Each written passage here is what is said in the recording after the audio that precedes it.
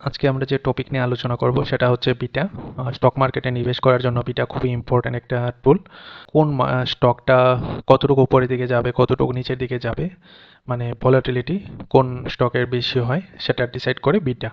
Beta greater than যদি 1 হয়, মানে বিটা যদি 1-এর থেকে বড় হয়, ধরে নিলাম বিটা 1-এর থেকে বড় 2 আছে, তাহলে মার্কেট যদি আজকে 10% উপরের দিকে যায়, তাহলে ওই স্টকটা 20% উপরের দিকে যাবে, মানে 2 টাইমস, মানে মার্কেট যতটুকু উঠবে তার সাথে 2 মাল্টিপ্লাই করলে পরে ওই স্টক কতটুকু উপরের দিকে যাবে সেটা বোঝা যায়। বুঝতে পেরেছো?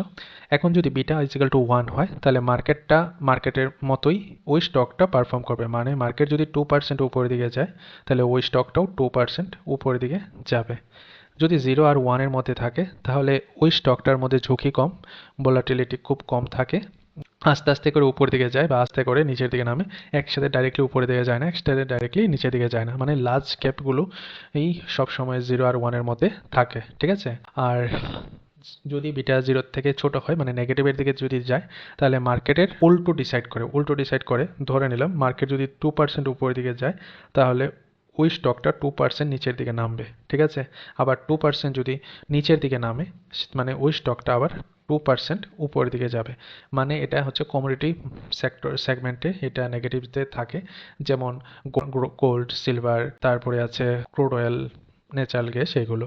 ধরে নিলাম ইরানের মধ্যে যুদ্ধ হচ্ছে, তো মার্কেট এখন নেগেটিভের দিকে যাচ্ছে, কিন্তু দেখো গোল্ড প্রাইস উপরের দিকে যাচ্ছে, তো এটা সেটা, কারণ বিটাটা নেগেটিভের দিকে আছে, তার জন্য এই জিনিসটা হচ্ছে। ঠিক আছে? তারপরে আমরা যদি আরেকটা জিনিস যদি দেখি, স্টকের ধরন, যেমন এটা আমরা একটু বললাম 0 থেকে 1 এর মধ্যে যদি থাকে, তাহলে মার্কেট কম ওঠানামা করে, মানে সেফ এর মধ্যে থাকে, মানে লং টার্ম ইনভেস্টমেন্টের জন্য এই জিনিসটা খুবই ইম্পর্টেন্ট। আর যদি 1-এর সমান থাকে, তাহলে মার্কেটের মতোই ডিসাইড করে। ঠিক আছে?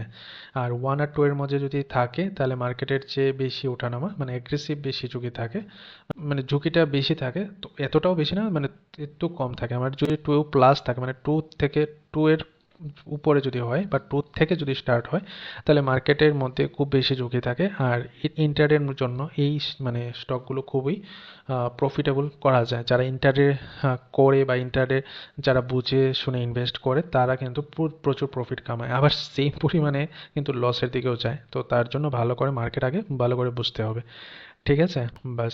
মানে ফার্মা সেক্টরটা দেখো একটু, যদি ভালো করে ফার্মা সেক্টরটা যদি দেখো, তাহলে বিটাটা আছে 0.2 থেকে 0.7 এর মধ্যে থাকে, একটা আইডিয়া রেঞ্জ, মানে সবসময় এটা নাও তো থাকতে পারে, তো এটার ভিতরে থাকে। তার জন্য ফার্মা সেক্টরটা লং টার্ম ইনভেস্টমেন্টের জন্য কিন্তু খুবই ভালো। লং টার্ম ইনভেস্টমেন্টের জন্য তুমি যদি অল্প করে কোনো স্টক, কোনো ফার্মা কোম্পানির 10 মার্কেটের মধ্যে টপ 4-5টা কোম্পানি যদি এরকম থাকে, তো ওই কোম্পানির মধ্যে যদি তুমি অল্প করে টাকা প্রত্যেক মাসে যদি অল্প কিছু স্টক কিনে রাখো, তাহলে দেখা গেল 10-15 বছর পরে তোমার কাছে বিগ একটা অ্যামাউন্ট হয়ে যাবে। কারণ কি? কারণ ফার্মা সেক্টরটা খুবই উপরের দিকে ওঠে, আর ফার্মা সেক্টরের মধ্যে এত প্রবলেমও থাকে না।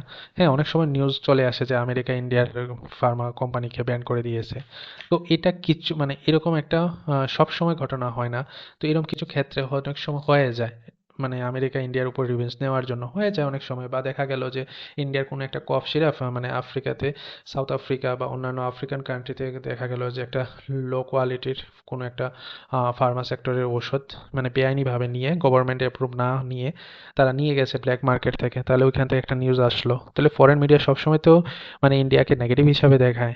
তো তার জন্য তখন কি হয়, তখন দেখা গেল ফার্মা সেক্টরটা একটু নিচের দিকে চলে যেতে পারে, তাই সব সময় না, কিছু ক্ষেত্রে। ঠিক আছে?